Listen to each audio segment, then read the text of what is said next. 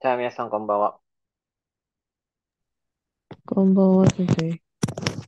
はい、じゃあ始めましょう。So, 今回はエントリー漢字皆さん、Week 1, Day 7. So, pang last na sa Week 1 natin. So, first natin,皆さん, eto, si Minang Mitei. Mitei. So, nalalim ba si Tay dito, minasang? Tay ng, yung mga pag sa entry. Ano yung si Shitay sa natin? Tay. Okay.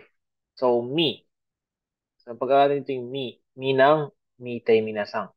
So, Mitay, undecided. So, ang Mitay natin, Minasang, noun lang siya. Hindi siya pwedeng maging verb, Minasang. For example, yung Ryoko natin next week is hindi pa undecided pa. Kumbaga, wala pang final decision. Pag gusto sabihin na wala pang final decision, undecided pa, Mitay des. For example, Raishu no Ryoko wa Mitei des. Yes. Okay. Ganun gagamitin si Mitei. Then, siya din yung ng Mirai. So, familiar naman kayo sa yung word na Mirai Minasang, di ba? Future. Kabisado ba yung Mirai Minasang? Mirai. Mirai. So, anong pagkakaiba ni Shorai? Shorai. Minasang. Marikam. Shorai. So, ang Shorai, ano yung Shorai Minasang? Shorai. Future din. So, anong Future. pagkakaiba ni Prospects pa lang ata Mirai sinasabi. at Shorai? So, para naman sila ng future, di ba? So, dito minasang, kapag yung pinag-usapan nating future is more on distant future siya minasang, yung medyo matagal-tagal pa yung sabi nila, yung prospect pa lang, si Mirai ang gagamitin. So, wala pa tayong kasiguraduhan sa mga yon. Okay? Then, pag yung mga future pinag-usapan, yung mga near future pinag-usapan natin minasang, siguro around 10 to 20, 30 years from now minasang, yun, Shorai ang gagamitin nyo. Idas ka. For example, di ba, pag pinag-usapan, anata no yume wa nan desu ka? What is your dream, di ba? Maging ganyan. Siyempre, gusto ko sa future, gusto maging doktor. So, anong gagamitin natin? Mirai o Shorai? Gusto ko maging doktor. So, Shorai? since, pag maging doktor, di ba? Ilang taon ba usually para maging doktor? Usually 10 to 10 years to and above, di ba? So, Shorai minsan gagamitin yan. Shorai, isha ni naritai desu. Hindi siya mirai minasan, ha? Pag mirai kasi, yun yung mga medyo matagal-tagal pa o minsan, okay? Iras ka. Mirai, Shorai. Yung Rai dito minasang, anong kanji to? Yung Rai. Minasang.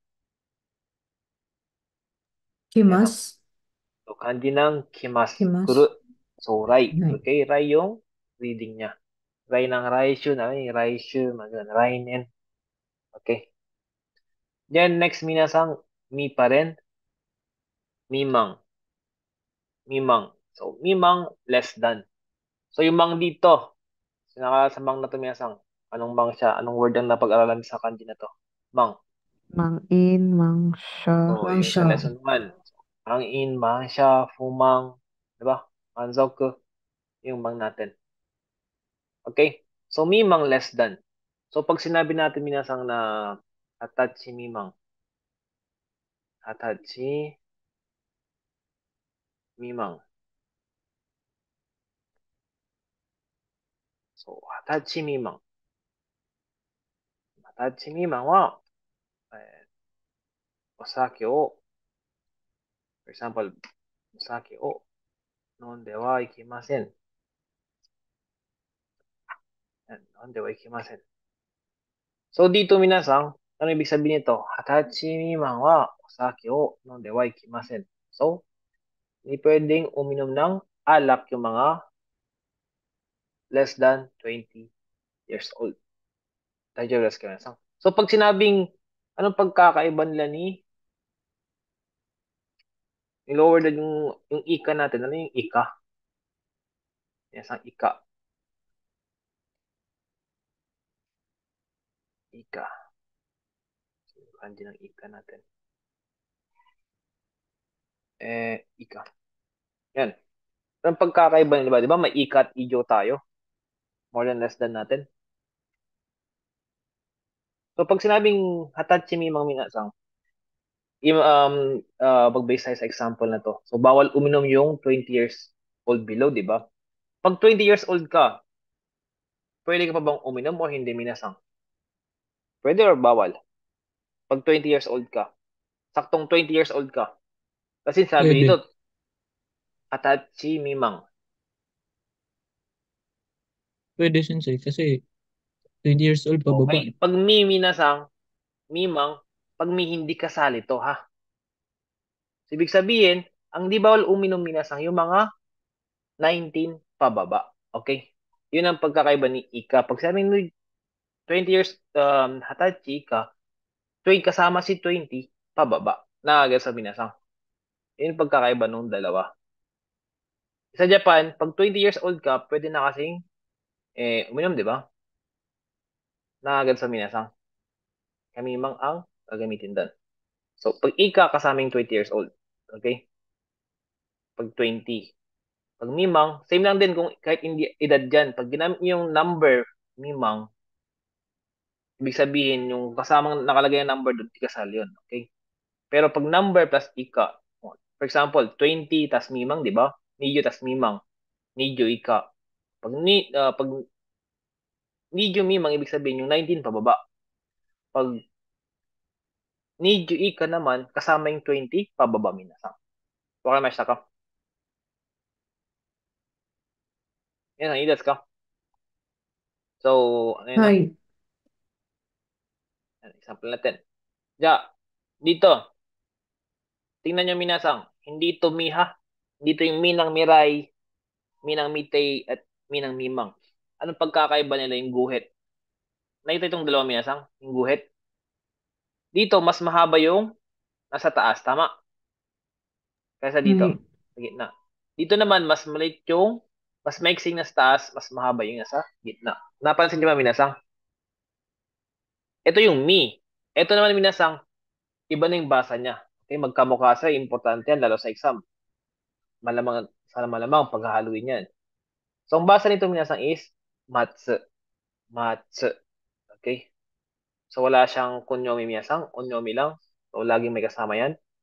So, eto, shu. Shu ng, anong shu to minasang? Linggo. Raishu. Raishu. Okay, yung week natin, yung week. Linggo. So, diba? May mga isyukang tayo ni isyukang. So, shumatsu. Okay, ito na yung weekend. So, ibig sabihin ng isang meaning ng, yung meaning ng matsu dito is end, ha? Katapusan. Okay? Shumatsu, katapusan ng linggo. So, weekend. Ito naman, getsu. So, getsumatsu, end of the month. Okay?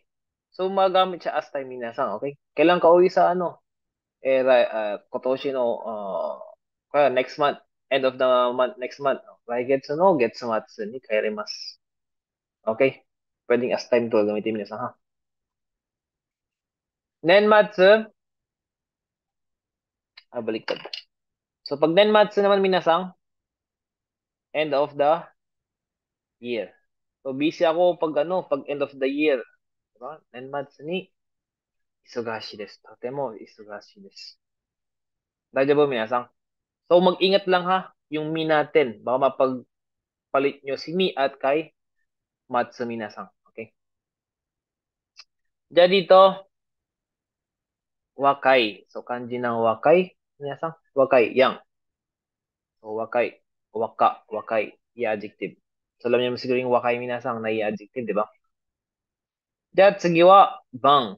So, yung bang natin minasang is, ito, night. Okay? Night. Bang. So, yung bang ng banggohan. Dinner. Kon bang. Kon bang. So, night. May bang. Every night. Okay, mas na kami nasang. Sino yung bang natin na? Kanji natin ng bang. So, dito, mga madali na may vocabs na. So, no need na explain. And dito, minasang shima. Ang shima ay island. Shima. So, island, shima. For example, ここから小さい島が見えます. From dito, may makikita ang maliit na island. Okay? Shima. Then, dito minasang, paano man gamitin to? Nai nani, tas yung shima. So, pag ganito minasang, island, for example, pag sa mga hapon, sabi mong Palawan, di ba? Pang tawag sa mga hapon yan, sa atin, Palawan Island. Yan, Palawan Island. Cebu, pati yung Cebu. Kasi island din yung Cebu, di ba? Cebu to, mga ganun. Okay? Island kasi minasang. For example, yung Palawan. Palawan Island.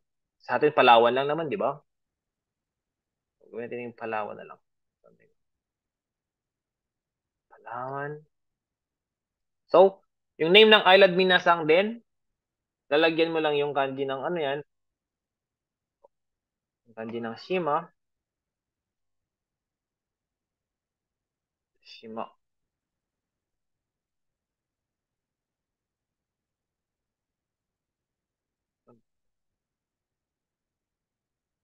Ito.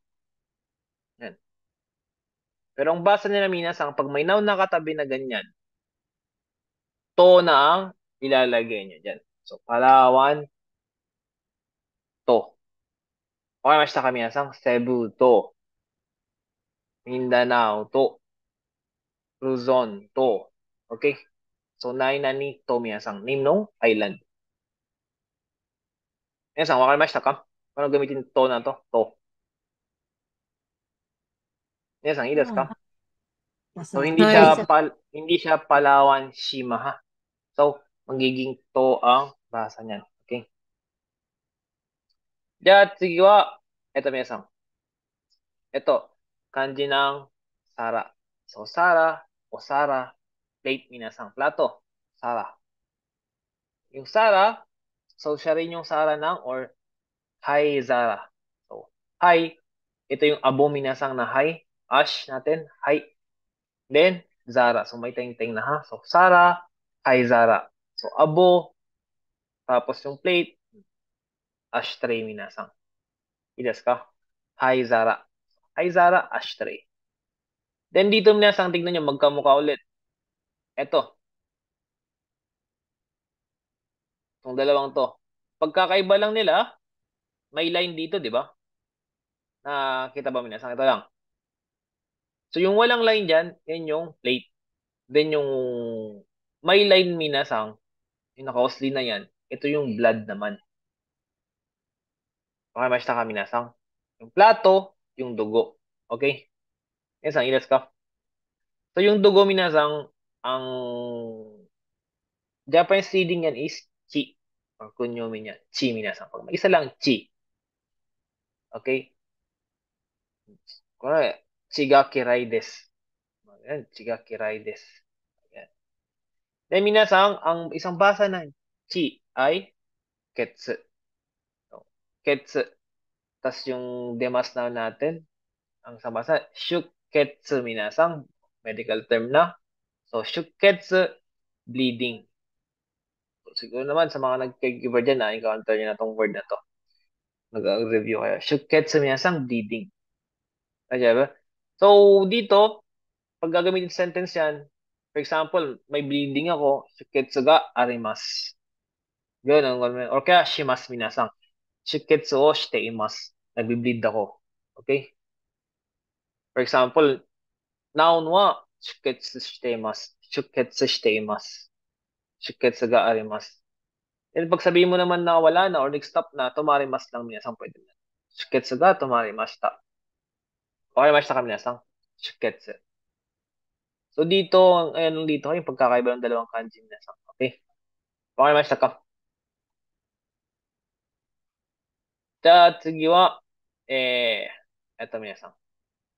Kanji ng tasker, taskemasu, taskarimasu.